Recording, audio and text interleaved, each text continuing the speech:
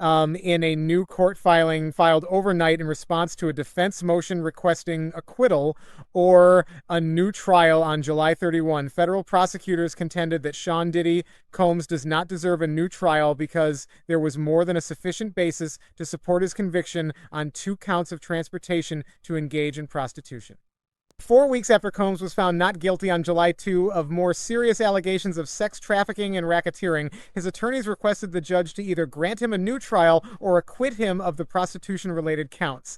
They argued, in part, that the Mann Act Combs was found guilty under a law that was too widely introduced to support the charges on which Combs was acquitted, evidence that the defense claimed would have been inadmissible if Combs had only been tried under the Mann Act was inflammatory. The Mann Act, in their 58-page rebuttal, prosecutors contended that there is no distinction between profit and voyeurism under the law. He paid to transport escorts over state borders to perform freak-offs. For his personal sexual pleasure, he controlled the escorts and victims' sexual behavior throughout freak-offs. Additionally, Combs himself had sex during freak-offs. According to, there was more than enough basis to support the counts of conviction, interpreting the evidence in the way that favored the government.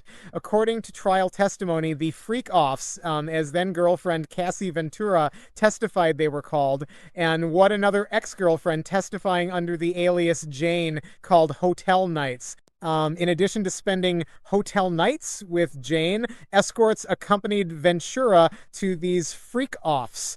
The defendant discussed the escorts' travel with Ventura and Jane, the prosecution stated in their filing, adding that the travel arrangements were generally made at the defendant's direction, that is, by using a travel agency, having an escort service arrange it, or having Ventura and Jane handle arrangements. On October 3rd, Combs is expected to be sentenced.